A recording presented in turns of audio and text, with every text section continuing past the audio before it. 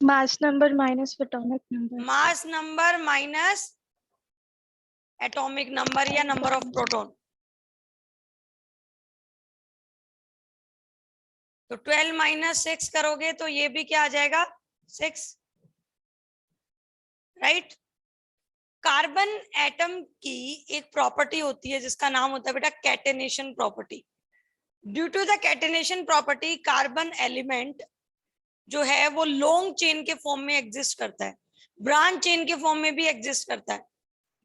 और इस कंपाउंड की प्रॉपर्टी होती है कि ये दूसरे एलिमेंट्स के साथ भी स्ट्रॉन्ग बॉन्ड बना सकता है। कार्बन की प्रॉपर्टी क्या होती है catenation property. Due to the catenation property ये जो कार्बन एलिमेंट है ये स्ट्रॉन्ग बॉन्ड की फॉर्मेशन करता है।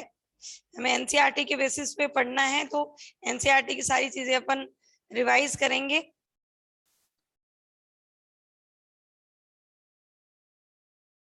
सबसे पहले हम डिफाइन कर रहे हैं बेटा केमिकल बॉन्ड को। क्यों? क्योंकि कार्बन एलिमेंट जब दूसरे कार्बन एलिमेंट के साथ जब बाइंड होगा तो वो किस तरीके से बाइंड होगा उसके लिए हमें समझना पड़ेगा केमिकल बॉन्ड। केमिकल बॉन्ड क्या होता है? जब भी दो एलिमेंट के बीच में जब बॉन्ड फॉर्मेशन होती है, अब ये बॉन्ड फॉर्मेशन होता क्या है? एलिमेंट क्यों आते हैं दो एलिमेंट क्लोज एक दूसरे के? स्टेबिलिटी को गेन करने के लिए। तो केमिकल बॉन्ड क्या होता है बेटा? Chemical bond is the force of attraction in between two or more atom। दो एटम के बीच में जो फोर्स ऑफ अट्रैक्शन प्रेजेंट होती है उसी का नाम क्या होता है बेटा? Chemical bond. जैसे अभी 11th की क्लास में कुछ नए स्टूडेंट्स भी आए, कुछ लोग पहले से थे, है ना। मन पहले से था। अर्णव तुम नहीं थे? तुम भी थे क्लास में? मैंने तो तुम्हें नहीं देखा।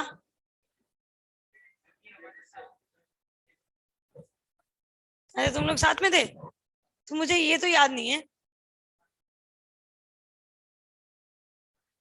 ओके, नहीं तुमने मेरी क्लास अटेंड की थी 10th में? अच्छा तुम थे क्लास में, अच्छा मुझे याद नहीं है। कुछ नए स्टूडेंट भी आए होंगे ना तो उनके बीच उनके साथ दोस्ती नहीं हुई तुम्हारी? नए स्टूडेंट जो आए हैं, क्यों सिद्धांत से दोस्ती नहीं हुई? सिद्धांत अभी ने, सिद्धांत भी पहले का था? नहीं, ओके। ये चीजें क्यों बता रही हूं मैं कि जब भी नया स्टूडेंट आता है तो एक बॉन्ड बन जाता है, दोस्ती होगी तुम्हारी। तो दो एलिमेंट जब आपस में दोस्त बनेंगे तो उनके बीच में जो दोस्ती होगी उसी का नाम क्या होता है? Chemical bond. मेनली हम दो टाइप की केमिकल बॉन्ड पढ़ते हैं 10th में। 11th में आने के बाद जो बॉन्ड के टाइप होते हैं उसमें एक और एडिशन हो जाता है। 10th तक जो हम बॉन्ड पढ़ते हैं वो टाइप ऑफ जो केमिकल बॉन्ड होते हैं वो दो टाइप के होते हैं मेनली। एक तो होता है आयनिक बॉन्ड और दूसरा क्या होता है? Covalent bond. दोनों बॉन्ड के फॉर्मेशन की जो प्रोसेस होती है वो अलग अलग होती है। आयनिक बॉन्ड की अलग होती है और कोवलेंट बॉन्ड की अलग होती है। सबसे पहले हम डिस्कस करते हैं आयनिक बॉन्ड कैसे बनता है।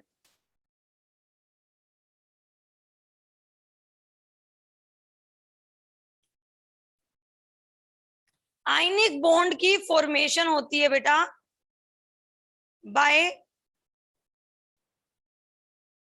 इलेक्ट्रॉन गेन और इलेक्ट्रॉन लॉस। या तो इलेक्ट्रॉन का गेन करके या इलेक्ट्रॉन का लॉस करके, मतलब हम ये बोलते हैं इलेक्ट्रॉन का ट्रांसफर करके। आयनिक बॉन्ड की फॉर्मेशन से पहले एलिमेंट्स क्या करते हैं? या तो इलेक्ट्रॉन का गेन करते हैं या इलेक्ट्रॉन का लॉस करते हैं, या मतलब इलेक्ट्रॉन का क्या करते हैं? ट्रांसफर करते हैं। तो इलेक्ट्रॉन के ट्रांसफर करने के बाद जो स्पीसीज बनती है उनके बीच में जो बॉन्ड ऑफ अट्रैक्शन बनता है, जो फोर्स ऑफ अट्रैक्शन बनता है उसी का नाम क्या होता है? Ionic bond. जैसे कोई एक एलिमेंट था ए, उसने क्या किया? एक इलेक्ट्रॉन को गेन किया। एक इलेक्ट्रॉन को गेन करके वो किस में कन्वर्ट हो गया बेटा? ए माइनस में। एक कोई एलिमेंट था बी ने क्या किया, एक इलेक्ट्रॉन को रिमूव कर दिया, तो रिमूव करने के बाद केटायन बन गया, इलेक्ट्रॉन गेन किया तो एनायन बन गया। ये जो केटायन और एनायन बने बेटा, इनके बीच में जो फोर्स ऑफ अट्रैक्शन होती है इलेक्ट्रोस्टैटिक टाइप की होगी, मतलब एक चार्ज जो स्पीसीज है उनके बीच में जो अट्रैक्शन प्रेजेंट होगी उसको इलेक्ट्रोस्टैटिक फोर्स ऑफ अट्रैक्शन बोलते हैं। ये जो फोर्स ऑफ अट्रैक्शन है इन दोनों चार्ज स्पीसीज में, इन्हीं फोर्स ऑफ अट्रैक्शन को क्या बोला जाता है बेटा, आयोनिक बॉन्ड। आपने देखा होगा आयोनिक बॉन्ड वाले जो कंपाउंड होते हैं ना, उनको सिर्फ ऐसे उनके बीच में बॉन्ड नहीं बनाया जाता, उनका डायरेक्ट फॉर्मूला लिखा जाता है NaCl। कभी भी हम ऐसे नहीं लिखते, अगर आप ऐसे लिखते हो तो गलत होता है। आयोनिक कंपाउंड को हमेशा ऐसे ही रिप्रेजेंट किया जाता है, दोनों के बीच में बॉन्ड नहीं होता, मतलब दोनों के बीच में शेयरिंग ऑफ इलेक्ट्रॉन नहीं होता। शेयरिंग ऑफ इलेक्ट्रॉन जहां होता है वहां पे बॉन्ड बनाया जाता है, यहाँ पे सिर्फ फोर्स ऑफ अट्रैक्शन होता है, तो इसको डायरेक्टली लिख दिया जाता है N और Cl। कोई डाउट?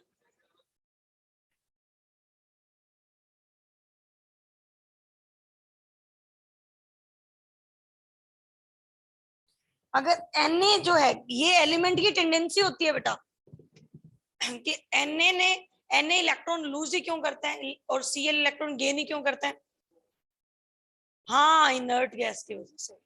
कोई भी एलिमेंट हम लें, अगर मान लो हम सोडियम लेते हैं, तो सोडियम इलेक्ट्रॉन लूज ही क्यों करता है, Na+ ही क्यों बनाता है, वो Na- क्यों नहीं बनाता? क्यों नहीं बनाता अभिषेक, मुस्तफा? इलेक्ट्रॉन गेन क्यों नहीं करता बेटा सोडियम?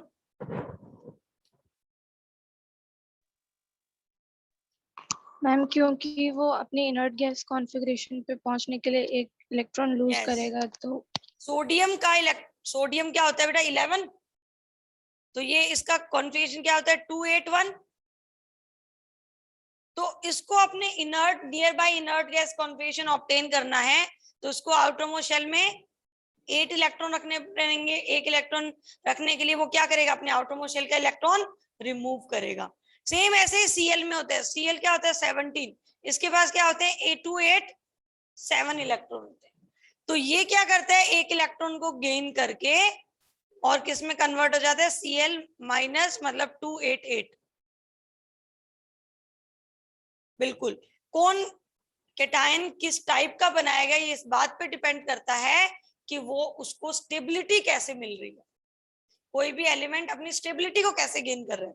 और स्टेबिलिटी को गेन किया जाता है अपने आउटरमोस्ट शेल के इलेक्ट्रॉन वो जब near by noble gas configuration को ऑब्टेन कर लेते हैं, तब उनमें क्या आ जाती है, स्टेबिलिटी आ जाती है। इसीलिए तो ऐसा होता है कि मैग्नीशियम 2 इलेक्ट्रॉन लूज करता है।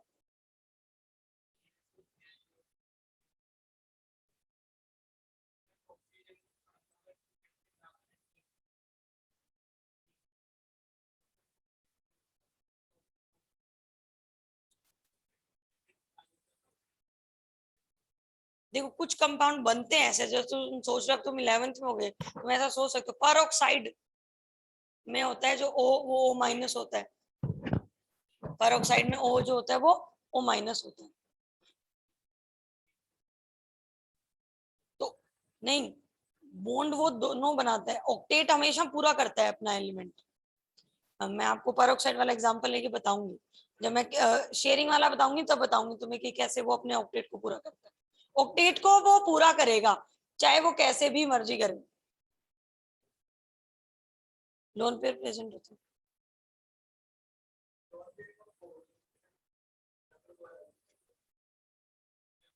लोन पेयर वो इलेक्ट्रॉन्स होते हैं बेटा जो बॉन्डिंग में पार्टिसिपेट नहीं होते। हाँ, कोवेलेंट के।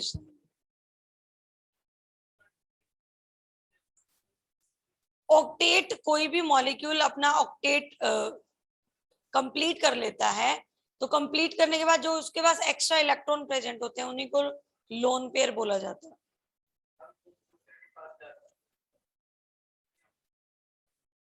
रुकिए मैं अभी एग्जांपल लेती हूँ, ये लोग कंफ्यूज हो जाएंगे अभी कि क्या, तुम्हें समझ में आ रहा है हम क्या डिस्कशन कर रहे हैं? विपुल, सौम्या, यस मैम। हाँ, लोन पेयर बिल्कुल, मैं अभी बताती हूँ तुम्हें लोन पेयर क्या होता है। आयनिक बॉन्ड पढ़ो, फिर कोवलेंट बॉन्ड में कॉन्सेप्ट आता है लोन पेयर का। ठीक है, आयनिक बॉन्ड तो समझ में आ गया कि Na+ और Cl- के बीच में जो फोर्स ऑफ अट्रैक्शन प्रेजेंट होगी उसी को क्या बोला जाता है बेटा, आयोनिक बॉन्ड। और जिन कंपाउंड में आयनिक बॉन्ड प्रेजेंट होता है वही कंपाउंड क्या होते हैं, आयनिक कंपाउंड। अब हम बात करते हैं कोवलेंट कंपाउंड की। कोवलेंट कंपाउंड भी कैसे बनते हैं, बाय, सॉरी पहले हेडिंग तो डालें। हाँ, नहीं नहीं, यहाँ पे यहीं पे रोकती हूँ मैं, रुको। कार्बन जो एलिमेंट होता है, कार्बन एलिमेंट के आउटरमोस्ट शेल में 4 इलेक्ट्रॉन होते हैं। ये 4 इलेक्ट्रॉन गेन भी नहीं कर सकता और ये 4 इलेक्ट्रॉन लूज भी नहीं कर सकता। इसी जो कंपाउंड, सुनो, ये आप केमिकल बॉन्डिंग एक चैप्टर आएगा, अभी सुन लो तुम इसका कॉन्सेप्ट।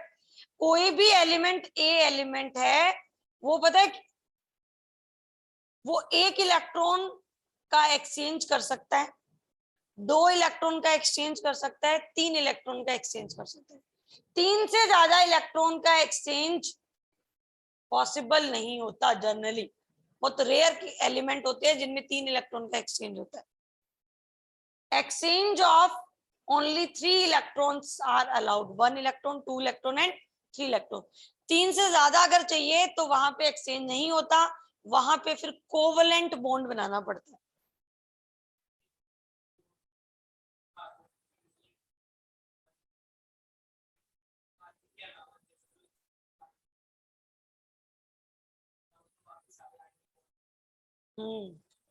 ये पता है, तो केमिकल बॉन्डिंग की तरफ ले गए इस टॉपिक को, बहुत सही से रिलेट कर रहे हो तुम कॉन्सेप्ट को।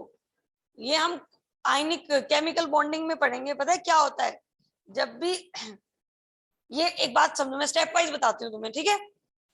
10th का पार्ट नहीं है, 11th का पार्ट है, सुनिए।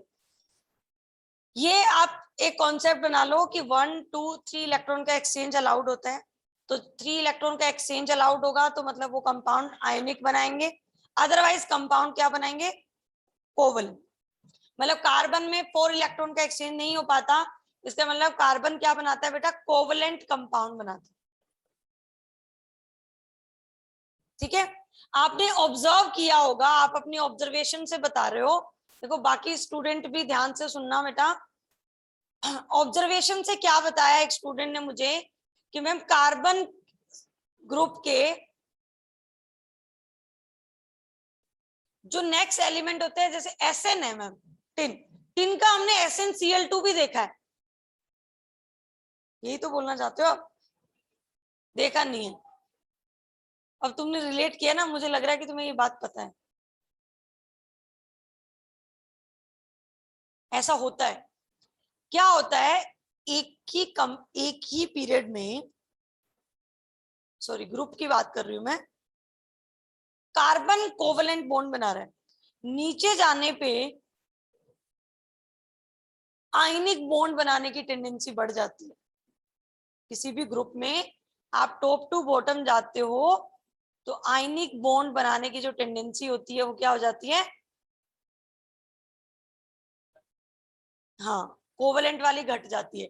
Tendency to form ionic bond क्या हो जाता है, इंक्रीज हो जाता है। इसी वजह से कार्बन तो 4 इलेक्ट्रॉन का एक्सचेंज नहीं कर पा रहा था, Sn जो होता है वो SnCl2 बनाता है, SnCl4 भी बनाता है, और ये दोनों क्या होते हैं, आयोनिक कंपाउंड होते हैं। ये जो कॉन्सेप्ट है ये हम केमिकल बॉन्डिंग में पढ़ेंगे। एक पूरी तरीके से टेंडेंसी पे ही डिपेंड होता है। आप पीरियोडिक प्रॉपर्टीज वाला चैप्टर पढ़ लिया सब लोग जो है यहाँ पे प्रेजेंट, उनसे बात कर रही हूँ।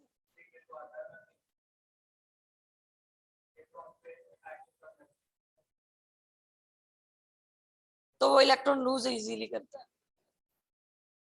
इसलिए ऐसा होता है। अच्छा, सब लोगों ने पीरियोडिक प्रॉपर्टीज पढ़ा हुआ है? सबने? सब लोग वही है ना जो 11th वाले स्टूडेंट है मेरे? कोई है जो नया स्टूडेंट हो जो 11th की क्लास अटेंड नहीं करता?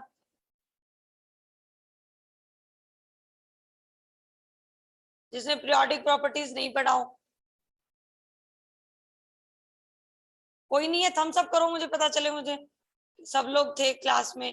पीरियोडिक प्रॉपर्टीज मैंग सर ने जो पढ़ाया था वो पढ़ रखा है आपने?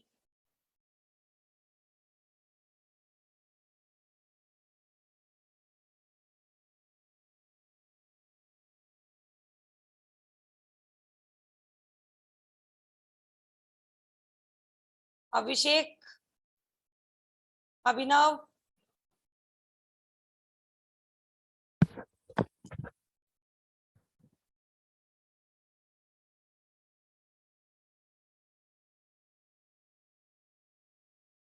अभिषेक, अच्छा हो क्लास में? सब लोग हो गया? वही हो सब लोग, है ना? ये जो कॉन्सेप्ट है मैं जो मैं बता रही हूँ, नीचे जाने पे आयनिक बॉन्ड की टेंडेंसी बढ़ती है और कोवलेंट बॉन्ड की कम हो जाती है। ये कॉन्सेप्ट हम पढ़ेंगे केमिकल बॉन्डिंग में। एक कॉन्सेप्ट आएगा केमिकल बॉन्डिंग चैप्टर में जिसका नाम होता है बेटा पोलराइजेशन। आपने एक चीज पढ़ी होगी पीरियोडिक प्रॉपर्टीज वाले चैप्टर में कि कोई भी बॉन्ड 100% आयनिक और 100% कोवलेंट नहीं होता।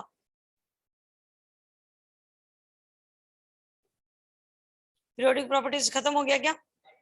खत्म नहीं हुआ तो लास्ट में मैंग सर एक एप्लीकेशन बताएंगे कि कोई भी बॉन्ड, अगर आप किसी भी बॉन्ड को आयनिक बोल रहे हो या किसी भी बॉन्ड को कोवलेंट बोल रहे हो, तो वो कभी भी 100% आयनिक और 100% कोवलेंट नहीं होता। एक्चुअल में क्या होता है कि जिस बॉन्ड को हम आयनिक बोलते हैं ना, कि हम बोल दिया कि ये बॉन्ड आयोनिक बॉन्ड है, एक्चुअल में उसमें जो परसेंटेज आयोनिक करेक्टर होते हैं ना, वो ग्रेटर देन 50% होते हैं। 50% से ज्यादा अगर किसी बॉन्ड में आयोनिक करेक्टर प्रेजेंट है तो वो बॉन्ड कौन सा बॉन्ड होता है? Ionic bond. अगर किसी भी बॉन्ड में, किसी भी बॉन्ड को कोवलेंट बॉन्ड कब बोला जाता है बेटा? जब उसमें परसेंटेज किसकी? कोवलेंट करेक्टर की ग्रेटर देन किसकी होती है? 50%। मतलब मिक्स होता है। जो कोवलेंट बॉन्ड होता है उसमें कुछ आयनिक करेक्टर होते हैं और जो आयनिक बॉन्ड होता है उसमें कुछ कोवलेंट करेक्टर होता है। होते दोनों करेक्टर। ये तुमने आगे की चीजें पढ़ ली, कार्बन कंपाउंड नहीं है ये 10th वाला।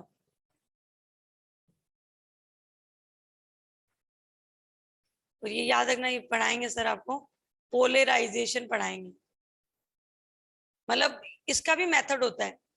कोई भी कोवलेंट बॉन्ड में आयनिक करेक्टर कितने हैं इसको निकालने का तो फॉर्मूला होता है एक, जो सर डिस्कस करेंगे परसेंटेज आयनिक करेक्टर को निकालने का। मतलब दो चीजें, दो कॉन्सेप्ट आएंगे, percentage ionic character in covalent bond. इसका तो एक फॉर्मूला होता है जो पीरियोडिक प्रॉपर्टी में आप पढ़ने वाले हो। और दूसरा कॉन्सेप्ट पढ़ेंगे percentage covalent character in ionic bond.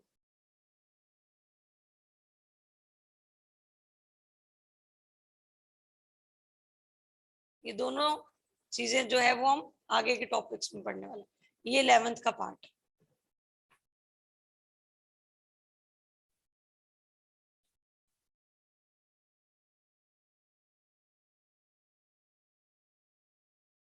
क्योंकि जब 10th तक पढ़ते हैं ना तो हम सोडियम क्लोरीन का एग्जांपल लेते हैं, कार्बन का लेते हैं, एसएन तक पहुंचते ही नहीं है, तो इतनी ऑब्जर्वेशन हमारी स्ट्रॉन्ग भी नहीं होती। अब हम कोवलेंट बॉन्ड डिस्कस करते हैं बेटा। कोवलेंट बॉन्ड कैसे बनता है? कोवलेंट बॉन्ड बनता है by sharing of electron. Sharing of electron से भी क्या हो जाता है, जो एटम्स होते हैं वो अपना near by noble gas configuration को क्या कर लेते हैं? अटेन।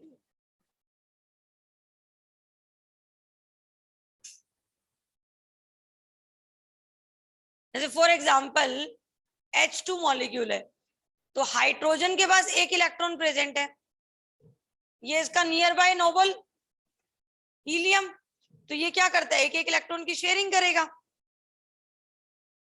शेयरिंग का मतलब दोनों एलिमेंट ने एक ही बुक खरीद ली, केमिस्ट्री की एक ही बुक खरीद ली कि एक दिन तू सोल्व कर लेना, एक दिन मैं सोल्व कर लूंगा, दोनों के हैं, शेयरिंग में खरीद ली। ठीक है, तो ये भी खुश हो गया कि मेरे पास भी बुक है, और ये भी खुश हो गया मेरे पास भी बुक है, और पैसे भी 50-50% लगे। बताऊं, वेट वेट वेट, लोन पर ही पढ़ाना है मैंने, मुझे पता है तुम्हें शेयरिंग ऑफ इलेक्ट्रॉन पता है। क्लोरीन क्लोरीन Cl2 बनाता है। क्लोरीन के पास कितने इलेक्ट्रॉन होते हैं इधर, 287। दूसरे क्लोरीन के पास भी 287। दोनों ये चाहते हैं हमारे पास 8 इलेक्ट्रॉन हो जाए, तो दोनों क्या करते हैं, एक एक इलेक्ट्रॉन की शेयरिंग करते हैं। इसने भी अपना एक इलेक्ट्रॉन दिया और इसने भी एक अपना इलेक्ट्रॉन क्या कर लिया, शेयरिंग में पार्टिसिपेट करा दिया। जब भी बॉन्डिंग होती है ना, कोवलेंट बॉन्डिंग होती है, तो इलेक्ट्रॉन इन्वॉल्व होते हैं बेटा आउटर मोस्ट शेल के। अब क्लोरीन के आउटर मोस्ट शेल में 7 इलेक्ट्रॉन थे, तो ये 6 इलेक्ट्रॉन ये रहे और एक ये रहा। इस क्लोरीन के भी 6 इलेक्ट्रॉन। ठीक है, अब देखो, क्या क्लोरीन का ऑक्टेट पूरा हो गया? कितने इलेक्ट्रॉन की शेयरिंग की उसने, एक इलेक्ट्रॉन की, मतलब एक एक इलेक्ट्रॉन की शेयरिंग की। इस क्लोरीन का भी ऑक्टेट पूरा हो गया, दोनों खुश हो गए। अब ये देखो, ये वाले जो इलेक्ट्रॉन हैं जिनको मैं ग्रीन मार्कर से बना रही हूं, ये इलेक्ट्रॉन के पेयर बॉन्डिंग में पार्टिसिपेट नहीं हुए। बिना इनके बॉन्डिंग किए भी क्लोरीन ने अपना ऑक्टेट पूरा कर लिया। तो ये तो इलेक्ट्रॉन है तो आउटरमोस्ट शेल के इलेक्ट्रॉन, वो इलेक्ट्रॉन आउटरमोस्ट शेल के जो बॉन्डिंग में इन्वॉल्व हुए बिना ही उसके अगर ऑक्टेट पूरा हो जाता है कंपाउंड बनाने में, तो ये वाले जो इलेक्ट्रॉन प्रेजेंट होते हैं ये क्या होते हैं, लोन पेयर। एक तो आउटरमोस्ट शेल के इलेक्ट्रॉन होते हैं, दूसरा वो इलेक्ट्रॉन जो बॉन्डिंग में पार्टिसिपेट नहीं हुए, विदाउट उनके ही मॉलिक्यूल स्टेबल हो गया, विदाउट उनकी बॉन्डिंग किए। हाइड्रोजन में कोई लोन पेयर नहीं होता। क्लोरीन के पास, ईच क्लोरीन के पास 3-3 लोन पेयर प्रेजेंट है।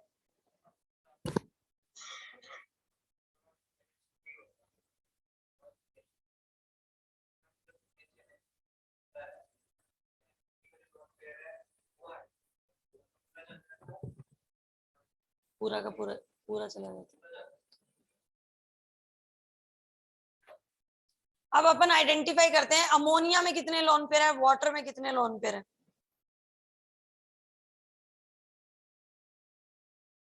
NH3 molecule.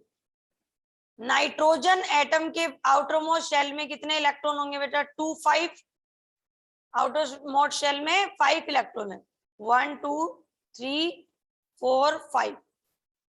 3 हाइड्रोजन ने बॉन्ड बनाना है इनके साथ। अब बताओ हाइड्रोजन को क्या चाहिए, उसको आउटरमोस्ट शेल के इलेक्ट्रॉन एक ही चाहिए, तो वो इलेक्ट्रॉन की शेयरिंग करेगा। ये शेयरिंग कर ली हाइड्रोजन ने, दूसरे हाइड्रोजन ने शेयरिंग कर ली, तीसरे हाइड्रोजन ने शेयरिंग कर ली। हाइड्रोजन का ऑक्टेट पूरा हो गया। नाइट्रोजन का चेक करो, नाइट्रोजन का ऑक्टेट पूरा हुआ है क्या?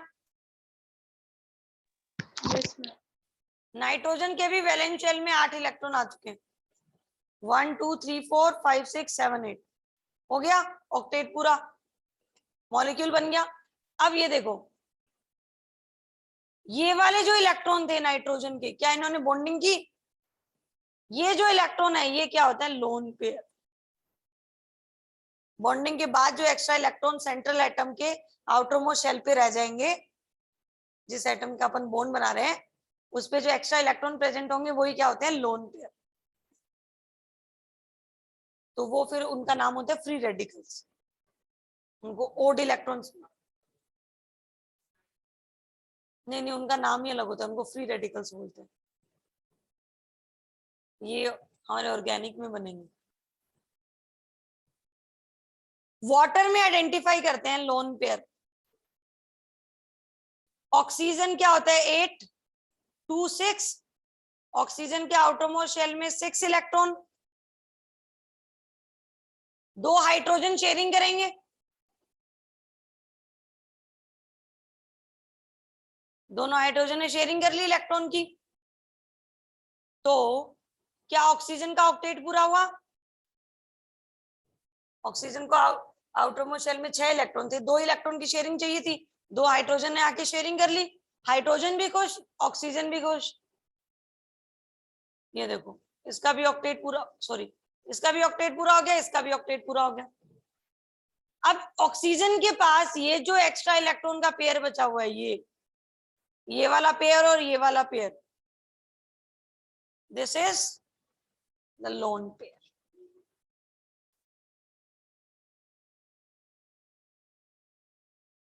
ऐसे नहीं करना, फॉर्मूला मत बनाओ।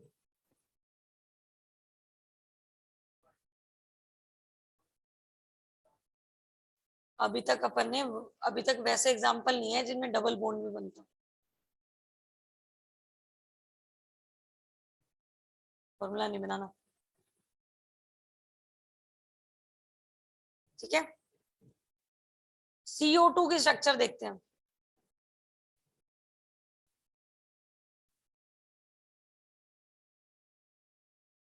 कार्बन 6 2 4, इसको चाहिए 4 इलेक्ट्रॉन की शेयरिंग।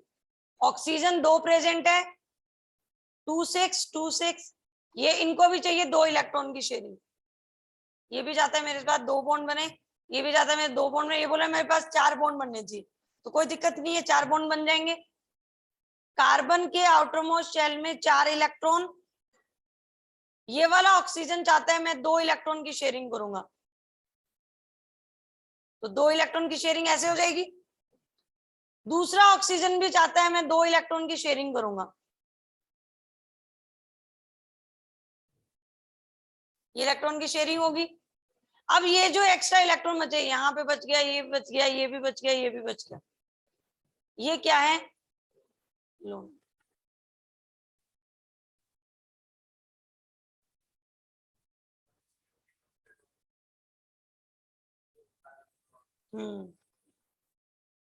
डोनेशन से बनता है। तुम तो केमिकल बॉन्डिंग पढ़ने लगे मेरे से।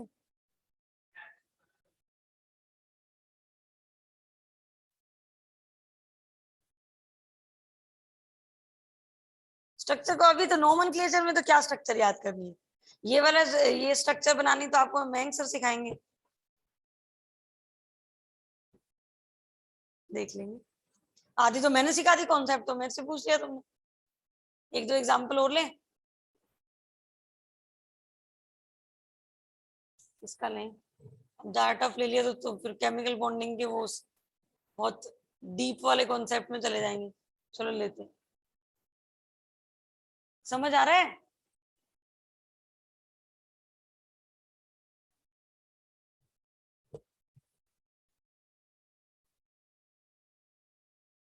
स्टूडेंट,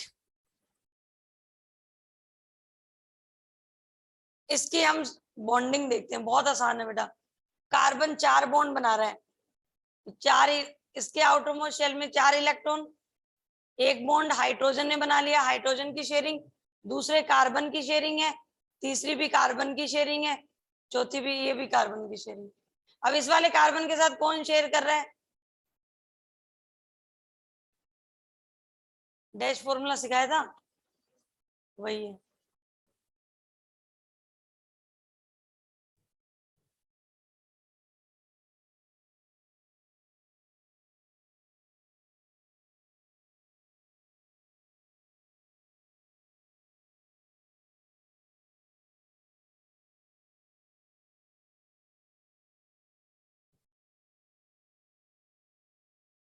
हाँ, मैं सोच रही थी PCl3 को डिस्कस करते, ठीक है। नाइट्रोजन फैमिली का ही ग्रुप है फॉस्फोरस, तो फॉस्फोरस के भी आउटरमोस्ट शेल में कितने इलेक्ट्रॉन होंगे बेटा? 5 इलेक्ट्रॉन। आउटरमोस्ट शेल में 5 इलेक्ट्रॉन, कितने इलेक्ट्रॉन चाहता है कि शेयरिंग हो जाए? 3।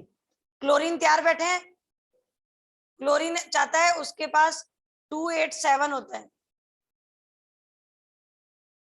आटोमोस शेल में 788 होना चाहेगा, एक एक इलेक्ट्रॉन की शेयरिंग करेगा। ये लो,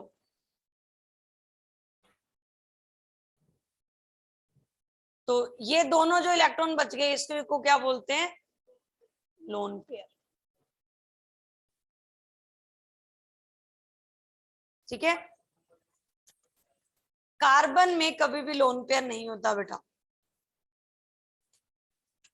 कार्बन एलिमेंट में कभी भी लोन पेयर प्रेजेंट नहीं होगा, क्योंकि कार्बन 4 बॉन्ड बना लेता है, उसको इलेक्ट्रॉन बाहर रखने की जरूरत नहीं है बिल्कुल भी।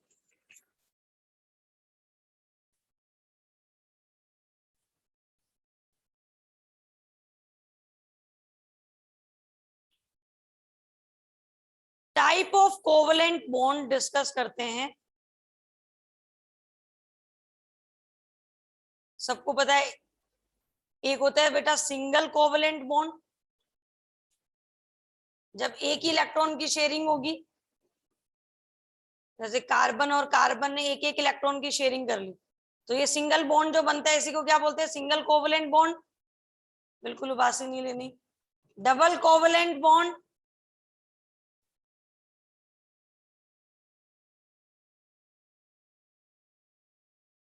दो किसी भी दो एटम के बीच में जब एक एक इलेक्ट्रॉन की शेयरिंग होगी,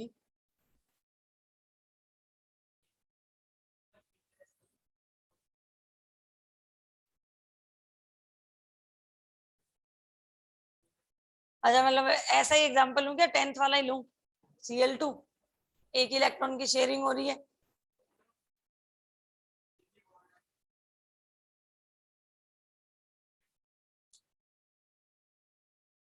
कार्बन एलिमेंट दूसरे कार्बन के साथ बॉन्ड बना रहे हैं मान लो, है ना, बाकी बॉन्ड हाइड्रोजन बना रहे हैं। सिंगल कोवलेंट बॉन्ड का मतलब होता है, मान लो मैं कोई भी दो एलिमेंट को उठाओ तुम, ये कार्बन और ये कार्बन, इन दोनों के बीच में जो बॉन्ड बन रहा है उसका नाम सिंगल कोवलेंट बॉन्ड होगा, क्योंकि इन दोनों ने आपस में बॉन्ड बनाने के लिए एक इलेक्ट्रॉन की शेयरिंग की है, और दूसरे एलिमेंट के साथ तो करी है, हमें पता है।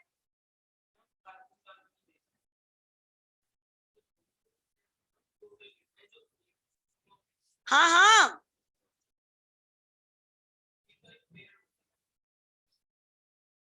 तो ये एक इलेक्ट्रॉन तो इस वाले कार्बन का था, एक इलेक्ट्रॉन इस वाले कार्बन था, एक इलेक्ट्रॉन शेयर किया ना। हाँ, हर एक की रिस्पेक्ट में बोल रही हूँ तो, अरे यार,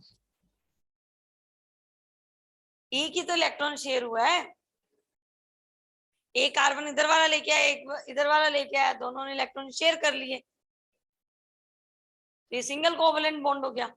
double covalent bond O2 molecule में होता है क्या, और ट्रिपल कोवलेंट बॉन्ड, अब 10th में तुम ऐसे वाले एग्जांपल लेते हो, कार्बन कार्बन के बीच में भी तो ट्रिपल बॉन्ड बनता है, एल्काइन में, एल्काइन में भी तो ट्रिपल बॉन्ड होता है, एल्कीन में क्या होता है, डबल, तो वो डबल कोवलेंट बॉन्ड हो गया। और ट्रिपल बॉन्ड जब कार्बन की 4 वैलेंसी सिंगल बॉन्ड से सेटिस्फाई होती है, first one.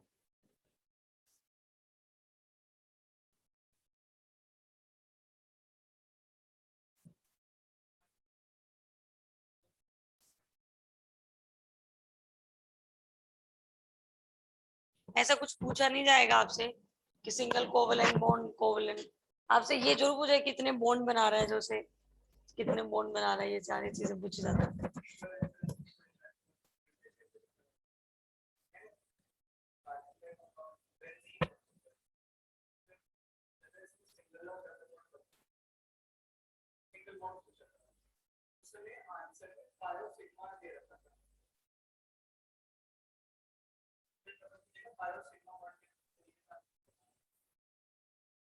Single bond sigma होता है, डबल बॉन्ड में एक सिग्मा होता है एक पाई होता है, मैंने बताया था।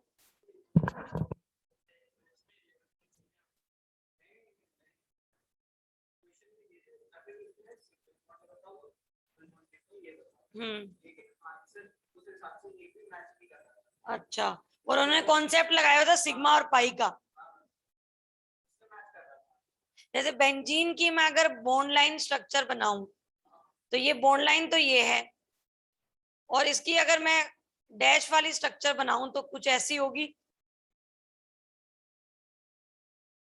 अब इसमें पूछ लिया जाए आपसे कि कितने सिग्मा बॉन्ड है, कितने पाई बॉन्ड है, सिंगल कोवलेंट और डबल, ऐसे क्वेश्चन आया था क्या? लेके आना, या तो क्वेश्चन देखेंगे अपन, क्योंकि अगर सिग्मा बॉन्ड पूछा जाए तो सिग्मा बॉन्ड तो आपको पता है ये वाले सिग्मा बॉन्ड होते हैं, सिंगल बॉन्ड को सिग्मा बोला जाता है।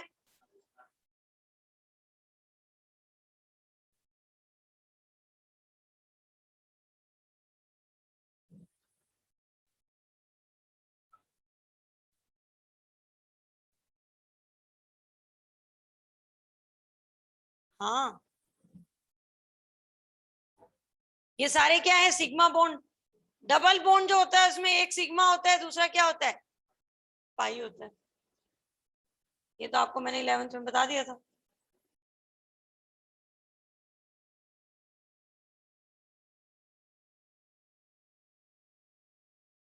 क्या बताएं फिर आपको, एनसीईआरटी के बेसिस पे तुम्हारा तो दिमाग आगे आगे चल रहा है अब।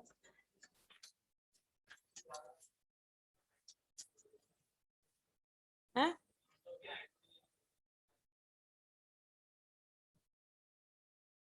हाइड्रोजन भूल गए?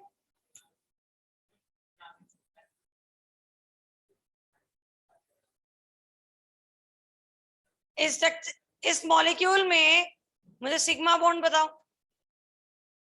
कितने सिग्मा बॉन्ड? 3। नहीं बेटा, नहीं नहीं, कितना जल्दी आंसर दिया है गलत। ये हाइड्रोजन को नहीं भूलना है भाई।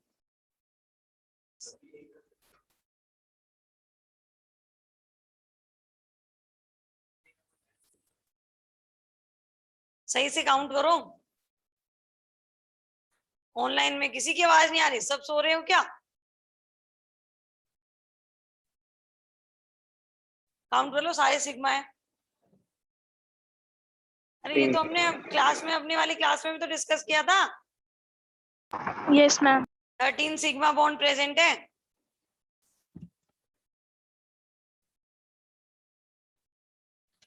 क्या बताएं आपको, कोवेलेंसी पता है आपको? कोवेलेंसी क्या होती है? इलेक्ट्रोवेलेंसी नहीं पूछ रही, कोवेलेंसी। एक एक टर्म आती है इलेक्ट्रोवेलेंसी, एक होती है कोवेलेंसी। इलेक्ट्रोवेलेंसी टर्म तो यूज की जाती है आयनिक कंपाउंड में, for ionic compound. Ionic compound में बेटा जब नंबर ऑफ इलेक्ट्रॉन जो ट्रांसफर होते हैं ना, for the formation of ionic bond,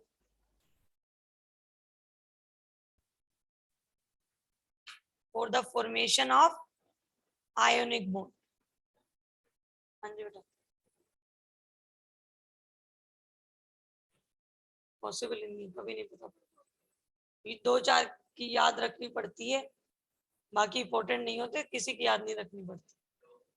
D block में कुछ एलिमेंट की, क्योंकि डी ब्लॉक और एफ ब्लॉक चैप्टर पूरा 12th में सिलेबस में है।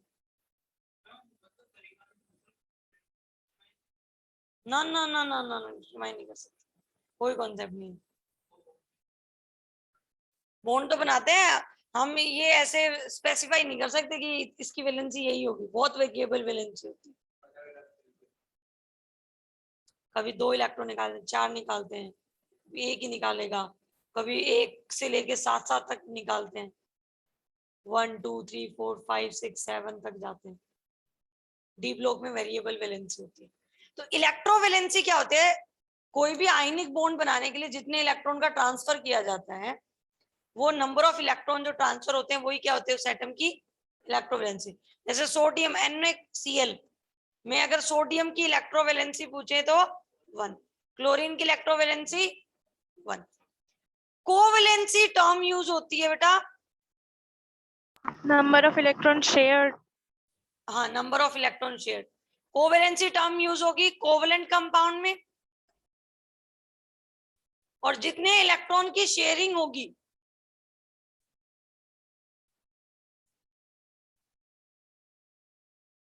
वो उसकी क्या होती है, कोवेलेंसी।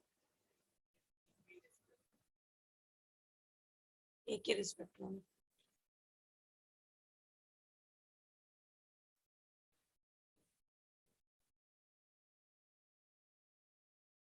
Cl की कोवेलेंसी, OO की कोवेलेंसी, CH4 की कोवेलेंसी, कितने इलेक्ट्रॉन शेयर किए 1, कितने इलेक्ट्रॉन शेयर किए 2, कार्बन ने कितने इलेक्ट्रॉन शेयर किए 4, तो उसकी कोवेलेंसी क्या होगी 4।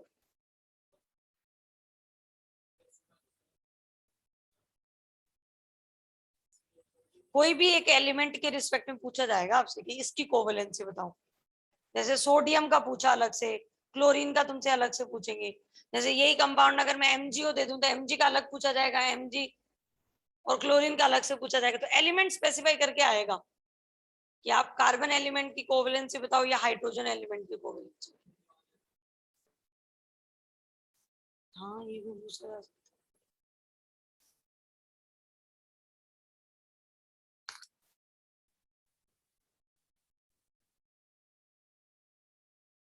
एक ऐसा क्वेश्चन बनता है कि कार्बन जो एलिमेंट्स होते हैं वो आयनिक बॉन्ड क्यों नहीं बनाते।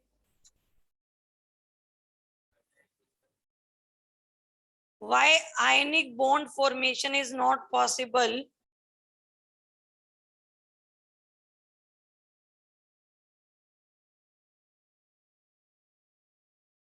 by carbon element?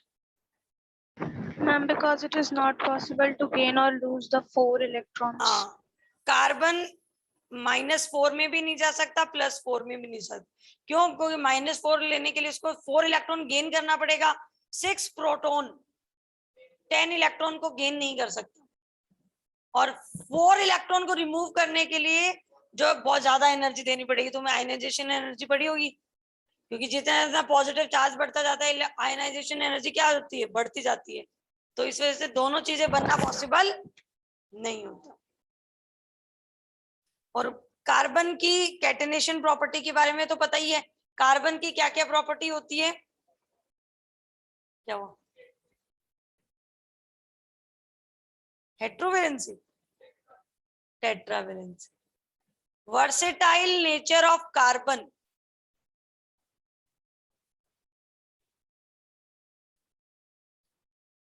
कार्बन का ये जो डिफरेंट टाइप का नेचर है, अदर एलिमेंट से डिफरेंट है। कार्बन अगर ऐसा नहीं होता तो ऑर्गेनिक केमिस्ट्री नहीं होती, है ना। फिर मैं भी टीचर नहीं होती, ऑर्गेनिक केमिस्ट्री नहीं होती। तो मेरा तो फेवरेट सब्जेक्ट ऑर्गेनिक केमिस्ट्री है। तो ये हमारे लिए बना हुआ है। कैटेनेशन प्रॉपर्टी होती है बेटा, एक तो कार्बन की लॉन्ग चेन के फॉर्म में एग्जिस्ट करता है, एक इसकी टेट्रावेलेंसी होती है।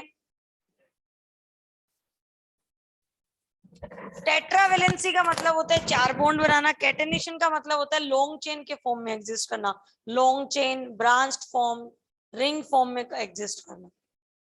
टेट्रावेलेंसी तो ये भी हो सकती है ना कि भाई कोई एलिमेंट ने 4 बॉन्ड बना के बस खत्म हो गया कंपाउंड। कैटेनेशन है इसमें तो ये आगे आगे और भी बॉन्ड बनाता जाएगा।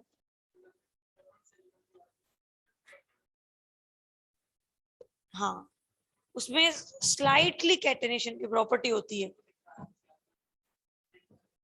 हाँ, कार्बन का जो ग्रुप है ना, कार्बन के ग्रुप में, कार्बन में मैक्सिमम लेवल का कैटेनेशन होता है। कार्बन के नेक्स्ट सिलिकॉन में कैटेनेशन की प्रॉपर्टी तो एग्जिस्ट करती है, बट उतना एक्सटेंड नहीं होता।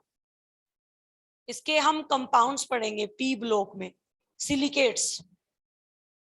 वहां पे सिलिकॉन सिलिकॉन एक दूसरे के साथ कंबाइंड होंगे, टेट्रावेलेंसी सब शो कर सकते हैं।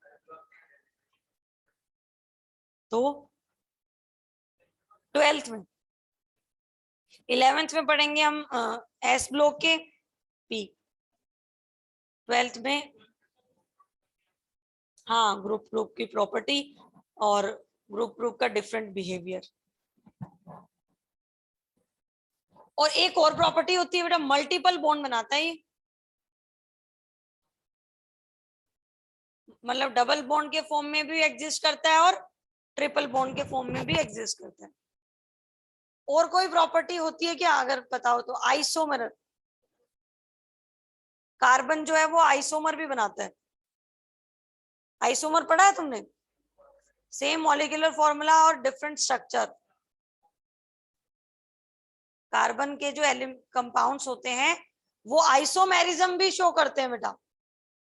अभी जो 10th क्लास है ना उसमें मैं ले रही थी, एनसीईआरटी में भी दिया हो ना, तो आइसोमेरिज्म भी शो करते हैं वो। कौन सी वाली? 10th वाली कैसे देखी तुमने? अच्छा, आइसोमेरिज्म पढ़ाया है मैंने उसमें। फिर दो एलिमेंट दिए हुए हैं आपको इस टाइप से, उनको मैंने बहुत ज्यादा पढ़ा दिया। उनको तुम्हारा जो नोमेनक्लेचर है ना उसका सारा बेसिक कॉन्सेप्ट पढ़ा दिया। जब 11th में होंगे तब।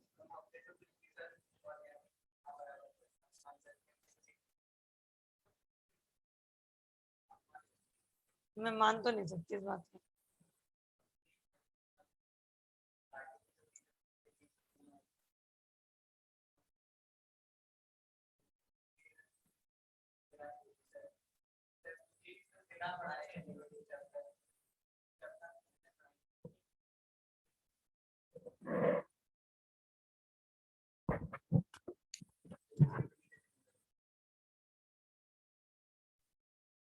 ये दोनों जो स्ट्रक्चर है ना ये आइसोमर है। अगर वो वाला लेक्चर देख पाओ ना तो तुम देख सकते हो, नोमेनक्लेचर वाला देख लेना, फिर तुम आगे वाले सारी कॉन्सेप्ट समझ में आ जाएंगे तुम्हें।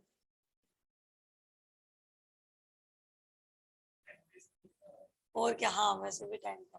ये होते हैं आइसोमर, डिफरेंट डिफरेंट स्ट्रक्चर्स होती है, सेम मॉलिक्यूलर फॉर्मूला होता है, तो ये भी प्रॉपर्टी होती है कार्बन की, आइसोमर के फॉर्म में एग्जिस्ट करता है।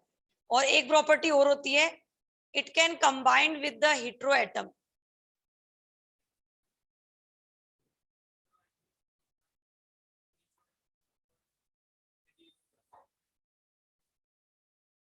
सेम कंपाउंड हो जाएगा, दोनों का आईयूपीएसी अगर नेम सेम हुआ तो कंपाउंड सेम हो जाएगा। जैसा अगर तुम कार्बन ही डिफरेंट कर दोगे तब तो आइसोमर नहीं होगा। आइसोमर होने के लिए मॉलिक्यूलर फॉर्मूला सिमिलर होना चाहिए।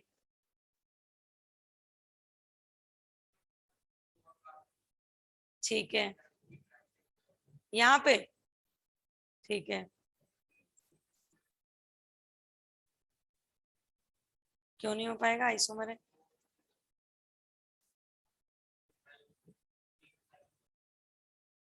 पढ़ाऊंगी मैं, आइसोमर है अभी भी, तुम जो एग्जांपल सोच रहे हो। टाइप आइसोमर का चेंज हो जाएगा।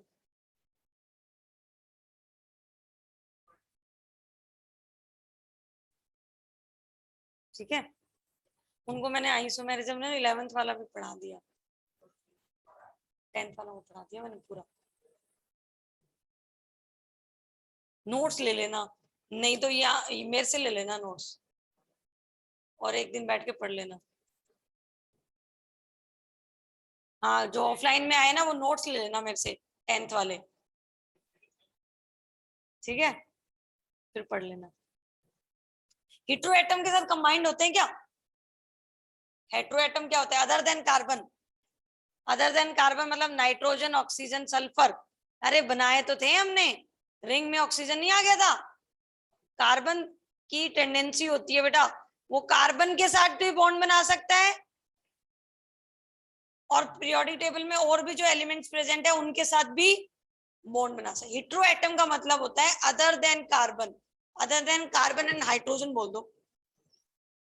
Other than carbon and hydrogen, अगर कोई भी एलिमेंट के साथ कार्बन बॉन्ड फॉर्मेशन करता है तो इसका मतलब वो क्या है हमारे लिए? हेटेरो एटम है। हेटेरोसाइक्लिक कंपाउंड पढ़ाए थे, फ्यूरेन वगैरह। ठीक है, इसके बाद पढ़ा जाता है एलोट्रोप्स। जो अपन नेक्स्ट क्लास में पढ़ लेंगे।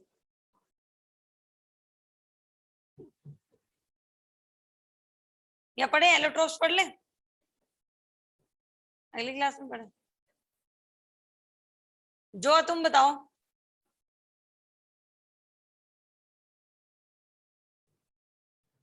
बढ़ा दीजिए मैम। खुश होके बताना है, ऐसे नहीं कि मैम कोई ना पढ़ा दीजिए, ऐसे नहीं। मन है तो पढ़ाएंगे, नहीं तो नहीं।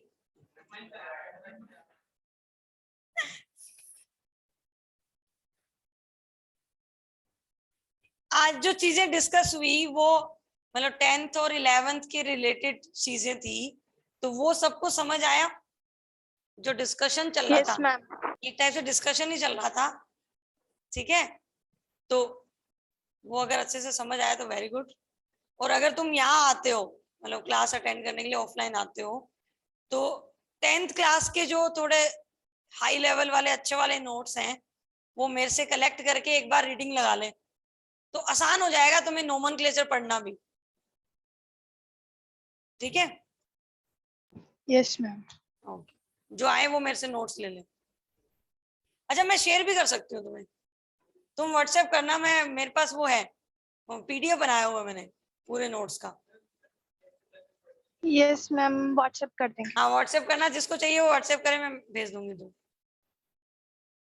और जिसको ये हार्ड कॉपी चाहिए वो हार्ड कॉपी ले लेना।